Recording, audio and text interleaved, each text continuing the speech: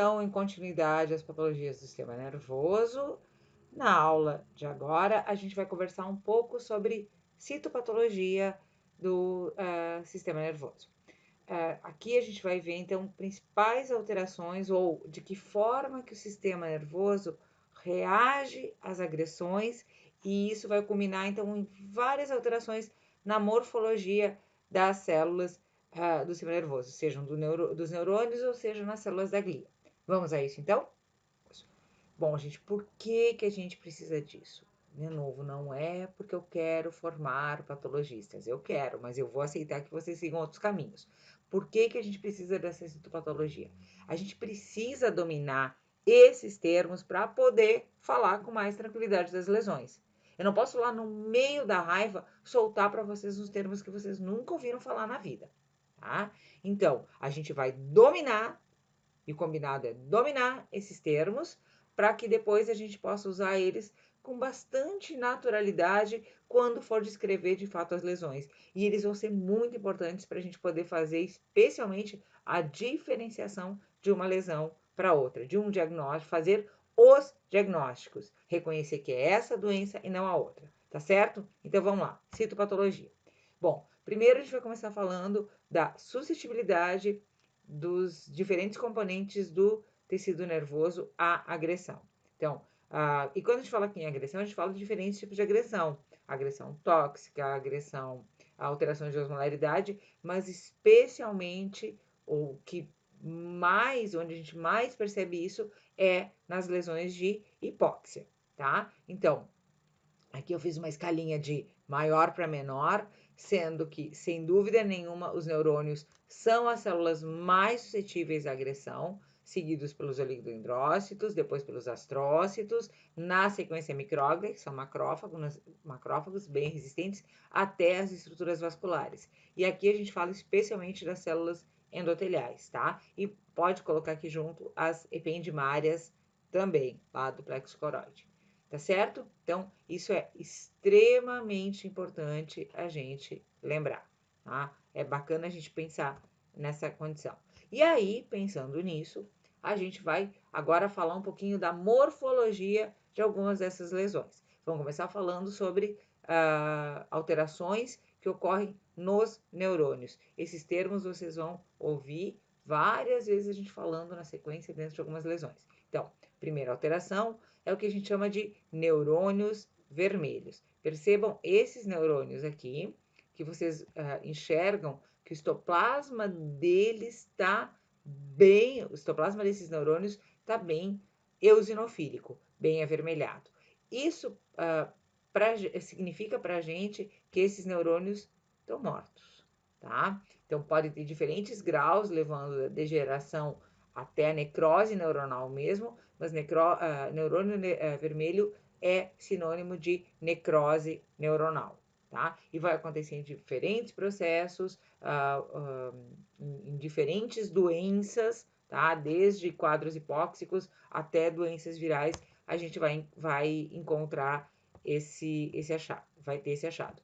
E ele também ocorre no sistema nervoso periférico. Ali a gente viu neurônios do sistema nervoso central, da córtex. Aqui num gânglio. Lembra do gânglio do sistema nervoso periférico? Então, percebam os neurônios normais, tem estoplasma mais claro, e aqui esses neurônios com estoplasmas mais eosinofílicos. Esse aqui, sem dúvida nenhuma. Então, são neurônios vermelhos. O único cuidado que a gente tem que ter é que um manuseio mais agressivo, um manuseio sem cuidado do encéfalo, causa muitos artefatos, tá? E um dos artefatos pode ser a geração de neurônios vermelhos, tá? Então, bastante cuidado com isso para não interpretar errado um artefato como sendo uma lesão. Isso a experiência vai trazendo para a gente. Outra alteração é o que a gente chama de cromatólise. Olha só, que eu tenho 3 lindos neurônios normais, tá? Não são todos os neurônios que demonstram, mas vários neurônios apresentam essas manchinhas, tá? No citoplasma, e essas manchas são os agregar os seus corpúsculos de início, que são agregados de ribossomos. Esses ribossomos estão aí fazendo a função deles.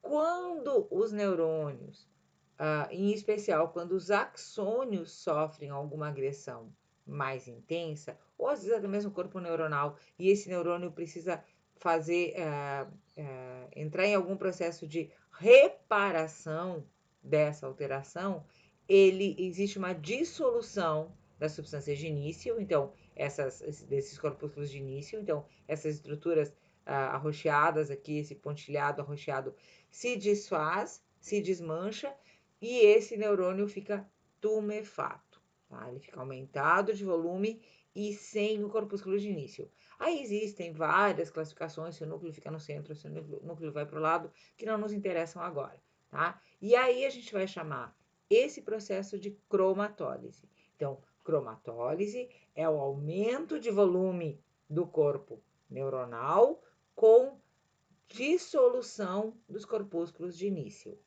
entendeu? A gente perde ou não enxerga mais os corpúsculos de início, porque os ribossomos ficam soltos aqui no meio, e o corpo neuronal aumenta de volume. Esse neurônio aqui tinha o mesmo tamanho desses outros, certo?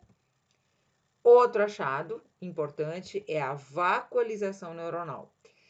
Isso aqui é especialmente importante em algumas doenças do armazenamento, a gente vai ver depois mais adiante nas nossas conversas, e em doenças como a doença da vaca louca, que é nas vacas, nos bovinos, o scrape nos ovinos. Então, essas encefalites espongiformes transmissíveis, sobre as quais a gente vai falar também.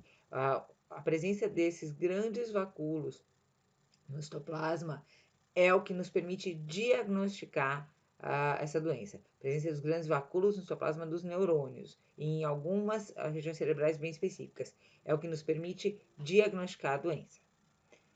Bom, outro achado bem importante é a presença de corpúsculos de inclusão viral. Eles são fortes indicadores, eu não gosto de dizer patognomônico, porque eu acho que cada vez menos a gente vai reconhecendo coisas como patognomônicas, mas sim, ele é a presença de alguns corpúsculos de inclusão viral são patognomônicos para algumas doenças, como, por exemplo, a presença de corpúsculos de inclusão grandes no citoplasma de neurônios, pode ser, nesse caso aqui a gente vai denominar de corpúsculos de Negri, e ele é patognomônico, nos permite fazer o diagnóstico de raiva nas diferentes espécies. Já corpúsculos de inclusão, eu estou aproveitando, a gente está falando de neurônio, mas eu vou aproveitar aqui a fala e falar de corpúsculos de inclusão, que eles não estão exclusivamente nos neurônios, podem ser encontrados em oligodendrócitos, como por exemplo lá na sinomose, ou em astrócitos, como aqui numa infecção por um morbilivírus, ou então em encefalites bovinas, né, pelo vírus da encefalite bovina, certo? Então, corpúsculos de inclusão viral são extremamente importantes e precisam ser reconhecidos, e ocorrem em neurônios e nas outras células da glia. Um outro achado importante é a satelitose, que é o agregado de células, o aumento do volume de células no entorno de neurônios. Então, percebe aqui, lembra dos oligodendrócitos satélites, que eram normais? Então, aqui a gente encontra o oligodendrócito satélite, mas aqui a gente tem um adensamento, um número muito maior de células no entorno desse neurônio. Isso para a gente sinaliza que esse neurônio está em sofrimento. Esse neurônio está morrendo ou já morreu, tá? Então, satelitose é um achado extremamente importante em várias doenças. É o que a gente vai procurar lá no tecido nervoso para dizer, ops, tem neurônio morrendo aí, tá bem? Então, e na sequência, quando o neurônio morre, vai ocorrer um acúmulo maior ainda de células. Essas células podem ser células da glia, podem ser alguns linfócitos, mas são principalmente macrófagos. E lembra quem eram os macrófagos residentes? As nossas células da micróglia, tá? Então, aqui a gente tem um neurônio morto, compara com neurônios vivos, tá? Neurônios normais. Então, esse é o neurônio que já morreu. E as células, fagocitárias, então, se adensam, se juntam no entorno dessa célula para fazer a remoção dessa estrutura que já está morta, para retirar esses restos celulares. E isso a gente chama de neurôniofagia. Então, é muito comum que a gente, num tecido, encontre áreas com satelitose e neurôniofagia. E mais ainda, quando existem vários grupos de neurônios, ou mais de um neurônio, ou existe um adensamento muito grande de células fagocitárias, a gente vai chamar isso de nódulos de neurôniofagia, tá bem? Então, lembrar, satelitose e neurôniofagia representam para mim morte neuronal, sofrimento neuronal, doença neuronal e morte de neurônios. Algumas doenças vão causar diretamente morte de neurônio. Então, isso é um achado importante para a gente fazer alguns diagnósticos, certo? Bom, a gente falou principalmente de lesões ou de alterações que ocorrem no corpo neuronal, mas o axônio também pode sofrer agressões e pode manifestar essas agressões. Então, uma das manifestações de lesão axonal é a presença do que a gente chama de esferoides. Esferoides são essas estruturas eosinofílicas, arredondadas, amorfas, que nada mais são do que um aumento de volume do axônio, tá? Então, claro que a gente vai ver isso principalmente na substância branca, pois é na substância branca que a gente tem uma quantidade muito maior de axônios, tá? Então vai ser mais fácil de ver isso na substância branca, não que não ocorra na cinzenta, mas é mais fácil de ver na substância branca. E aqui, então, bem de perto, isso aqui é um axônio em processo degenerativo. É um axônio doente ou já até morto, morrendo ou morto. Dos esferoides, então que a gente vê esferoides aqui, a gente pode evoluir para os ovoides, que é quando macrófagos, então micróglia, né, ou macrófagos mesmo já de fora que venham, macrófagos entram nessas câmaras, né, entram para o interior daquele agregado de mielina, daquele internode de mielina que estava contendo o axônio, e entram ali para dentro e fagocitam, eliminam esses restos de axônio que já morreu, tá? Então, esferoides são esses axônios tumefatos, bem vermelhos, amorfos, e ovoides é quando macrófagos estão removendo, entram na área do axônio e removem esses restos axonais. Então, ovoides representam para a gente a remoção dos restos axonais, certo? Bom, várias dessas alterações, tá? Várias dessas alterações vão fazer com que o tecido nervoso fique com esse aspecto esburacado, tá? Parecendo uma esponja. E a isso a gente vai chamar de espongiose, tá? Então, quando o tecido nervoso fica, o tecido nervoso mesmo, aí vem um outro termo que eu não usei com vocês ainda, o que a gente chama de neurópila. Neurópila é a junção de neurônio mais glia, ou seja, todo o tecido nervoso. Quando a neurópila, ou todo o tecido nervoso, fica com esse aspecto vacuolizado, a gente diz que esse tecido apresenta espongiose, tá? Esses vacúolos, eles geralmente estão no meio, estão no meio da glia mesmo. Eventualmente vão ser intracelulares, mas de um modo geral eles estão no tecido, tá? Ou são dissoluções da bainha de mielina, tá? Eles estão dentro, tem acúmulo de substâncias no meio da bainha de mielina, tá? E esse estado de espongiose, ou essa lesão que a gente chama de espongiose, ela é muito comum, ela é muito associada a um quadro que a gente chama de encefalopatia hepática.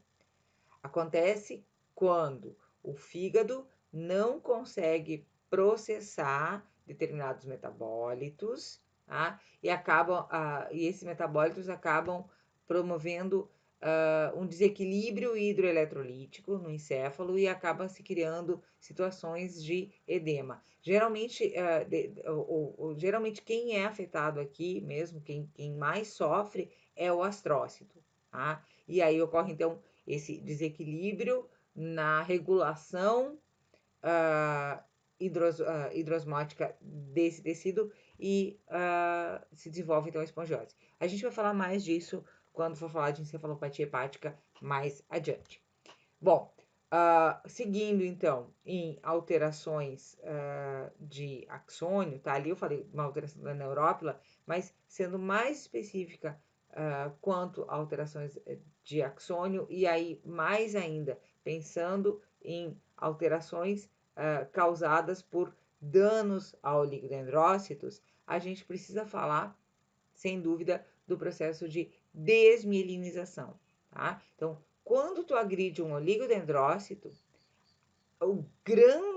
a grande consequência disso é a perda da bainha de mielina, tá? E como consequência da perda da bainha de mielina, vai se ter dano axonal, tá? Ou pelo menos algum grau de dano axonal com morte de axônio.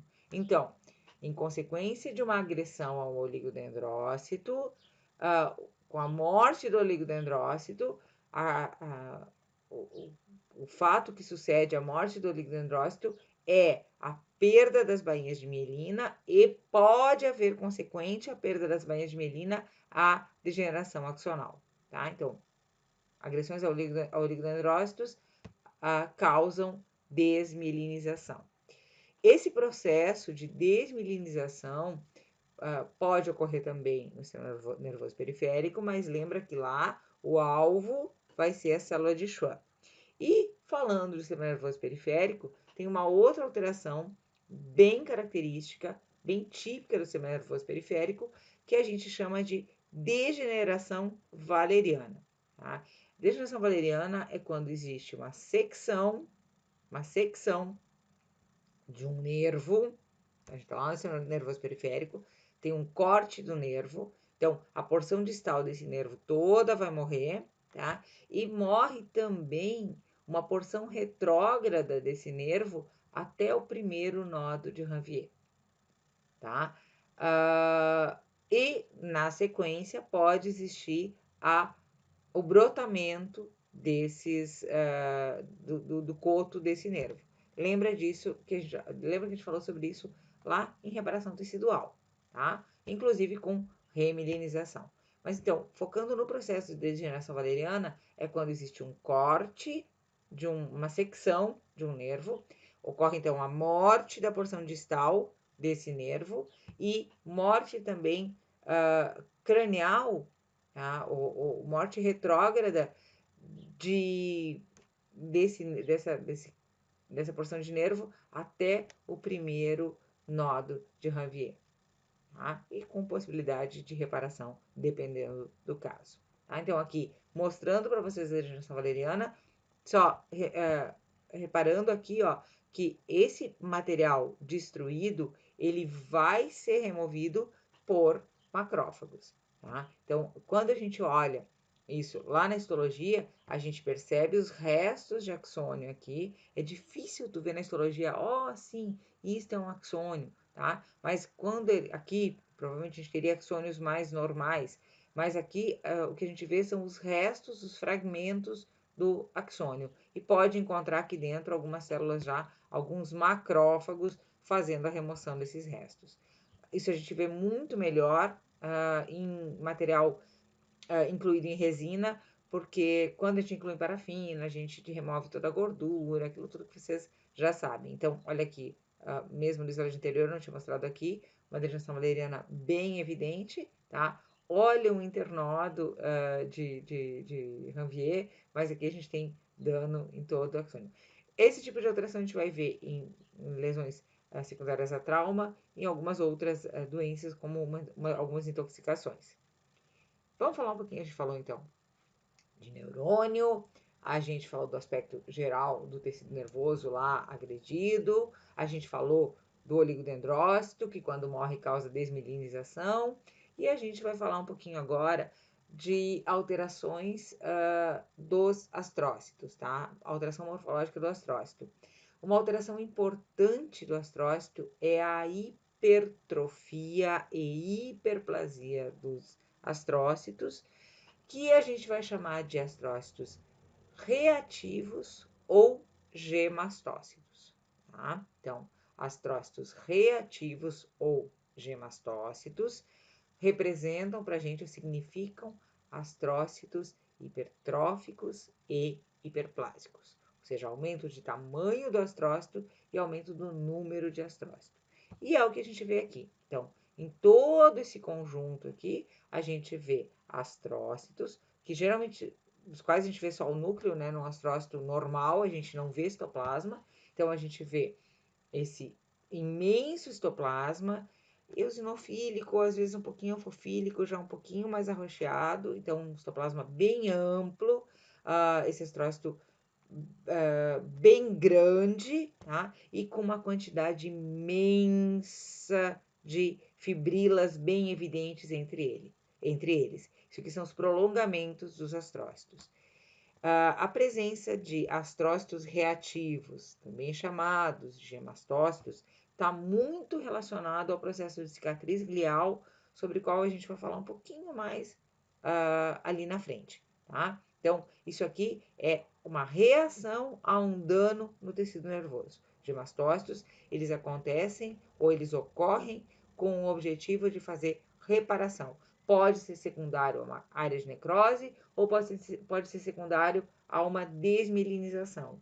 Às vezes, na tentativa de proteger aquele axônio da morte, o astrócito vai lá, prolifera e tenta dar uma protegida naquele axônio que ficou desmielinizado. Tá? Então, morreu um oligodendrócito, pode ter uma proliferação de astrócito na sequência.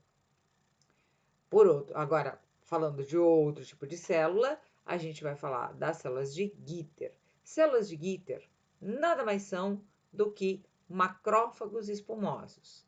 E macrófagos espumosos são macrófagos que fagocitaram muito.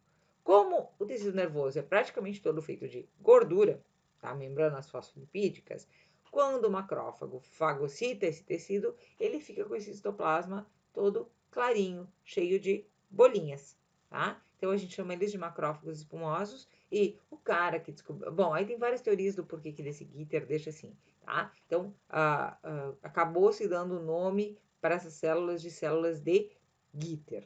Aqui, vocês percebem elas com mais propriedade, tá? Então, ó, são grandes macrófagos que têm citoplasma bem como se tivesse uma espuminha dentro deles, células de Gitter. O que isso significa pra gente? Significa que naquela área tem destruição do tecido nervoso, porque tem macrófagos lá fagocitando restos de tecido nervoso. Essa é a parte legal. Outro nome que a gente precisa guardar é manguito perivascular, que é o acúmulo de células inflamatórias na periferia do vaso. Tá? Aí a gente vai precisar denominar se o manguito perivascular é de neutrófilos, é de eosinófilos, é de neutrófilos, tá? Mas manguito perivascular é o acúmulo de células na periferia de um vaso, com muita frequência de linfócitos, muito comum, muito necessário para a gente diagnosticar doenças virais, por exemplo, tá? Que raios é isso? Lembra que a gente falou da barreira hematoencefálica? Lembra que a gente falou que os vasos sanguíneos do encéfalo têm toda uma proteção, além das células endoteliais que têm as junções oclusivas, menos permeáveis, dupla membrana vascular, dupla membrana basal, presença de pericitos, e que o tecido nervoso, na periferia dos vasos, era constituído por astrócitos ou pelos pés astrocitários, tá? Então, os astrócitos colocando os pés ali ainda para ser mais uma barreira para a entrada de qualquer coisa no sistema nervoso. E que o espaço que ficava entre a parede vascular e os pés astrocitários, a gente chamava de espaço de Virchow-Robin, que na verdade é a drenagem linfática do sistema nervoso central. Bom, é nesse espaço de Virchow-Robin que se acumulam essas células. Essas células, elas conseguem atravessar a parede dos vasos. Tem um processo inflamatório lá no encéfalo. As células inflamatórias são recrutadas. Elas atravessam com razoável facilidade a parede do vaso, mas elas têm uma dificuldade fantástica para penetrar no tecido nervoso por causa dos pés astrocitários. Olha aqui, ó, tem até gemastócito aqui. Vamos aplicar nossos conhecimentos para astrócito reativo? Eu tenho aqui, tá bem? Então, manguitos perivasculares, eles ocorrem com muita frequência, tá? Eles são uma amostra de que está havendo recrutamento de células inflamatórias para aquele tecido, para aquela área encefálica, tá? E que as células, claro, elas estão com uma certa dificuldade, elas vão permear, elas vão entrar, mas elas não têm aquela facilidade de penetrar o tecido como ocorre nos demais tecidos, tá bem? Isso por causa da presença dos pés astrocitários, ou seja, a barreira hematoencefálica. Bom, para a gente finalizar, eu só preciso chamar a atenção de vocês para alguns aspectos da reparação do tecido nervoso. A gente sabe que neurônios, pelo menos em condições corriqueiras, eles não sofrem mais mitose, são células permanentes, tá? Mas a gente tem outras populações de células que são células estáveis, que são os oligodendrócitos e astrócitos. Então, existe um precursor comum dessas células que poderá dar origem a novos astrócitos e oligodendrócitos, se for o caso.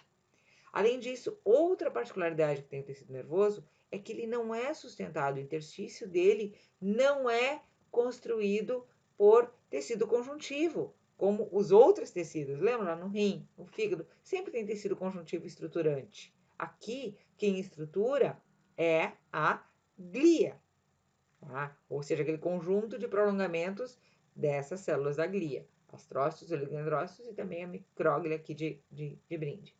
Tá bem? Então, lembra disso, ó, é um órgão que não tem tecido conjuntivo e ele tem essas células, sendo uma população permanente e as outras populações estáveis.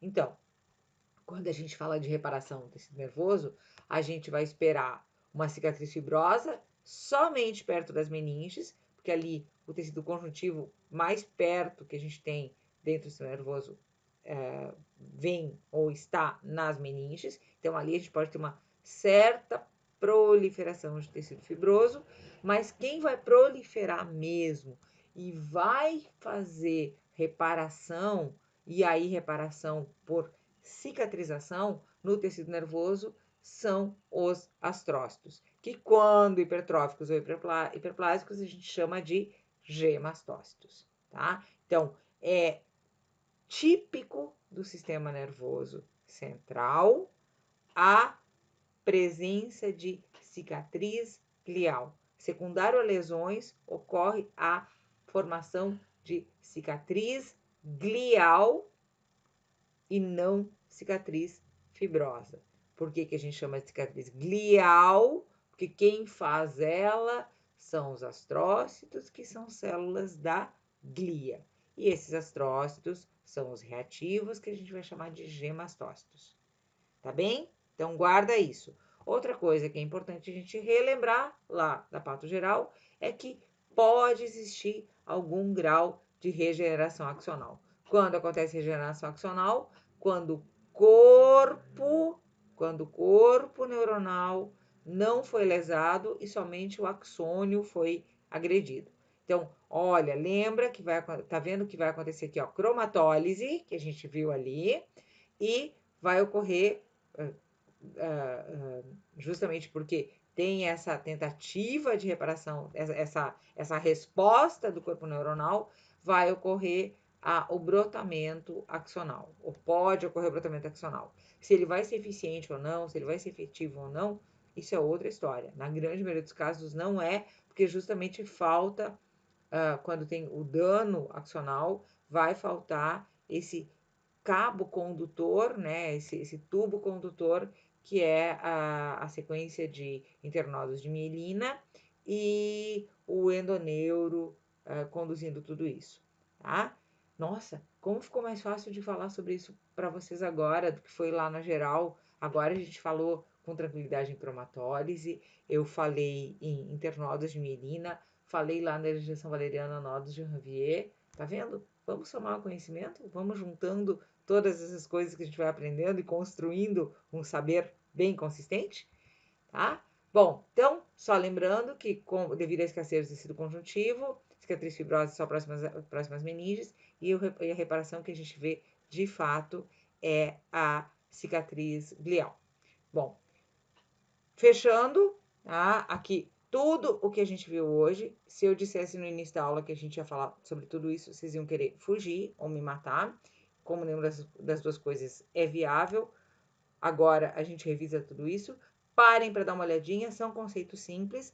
Talvez assim a gente precise realmente parar para pensar neles, mas tudo isso é muito interessante e eu asseguro para vocês que tudo isso vai ser muito utilizado, seja aqui no na nossa sequência de aprendizado da PAT especial ou lá na clínica, nas diferentes clínicas que vocês vão trabalhar, lá na reprodução, tá? Seja se vocês vão trabalhar com pequenos, se vocês vão trabalhar com grandes, seja esses conhecimentos aqui, eles precisam pertencer a vocês, tá? Independente da espécie com a qual vocês vão trabalhar, certamente vocês vão se deparar com alterações neurológicas.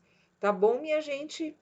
Por enquanto era isso e até a próxima aula.